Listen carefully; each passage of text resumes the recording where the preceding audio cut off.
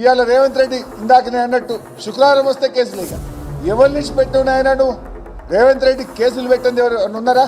అందరి మీద పెట్టిండు.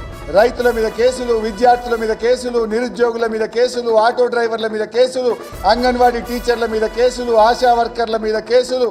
చివరికి ఆడికి పోయిందంటే పోలీసు వాళ్ళ చేత పోలీస్ కుటుంబ సభ్యుల మీద కూడా కేసులు పెట్టించు, సినిమా వాళ్ళ మీద కూడా కేసులు పెట్టి ఆయన పాలనలో ఉన్న లోపాలను, ఆయన తప్పిదాలను ఎత్తి చూపుతున్నటువంటి ప్రతిపక్ష నాయకుల మీద కూడా కేసు పెడతా ఉన్నాడు.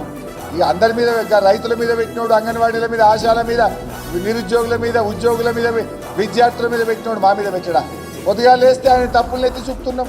నీ 6 గ్యారెంటీలు ఏమైనా అడుగుతున్నాం, అది అడుగుతున్నామనే ఇవాళ కేటీఆర్ గారి మీద కేసు పెట్టిండు, నా మీద కేసు పెట్టిండు, తలసాని శ్రీనివాస్ యాదవ్ గారి మీద కేసు పెట్టిండు, మా పల్లా రాజేశ్వర రెడ్డి గారి మీద కేసు పెట్టిండు, మా కౌశిక్ రెడ్డి గారి మీద కేసు పెట్టిండు. ఇవాళ విడుదలైన పట్నం మహేందర్ రెడ్డి గారి మీద కూడా అక్రమ కేసే పెట్టిండు. ఇవాళ రేవంత్ పాలన ఎట్లా తయారైందంటే పోలీసులతో దబాయించు, అక్రమ కేసులు బనాయించు, అబద్ధాలతో బుకాయించు. ఇది రేవంత్ పాలన.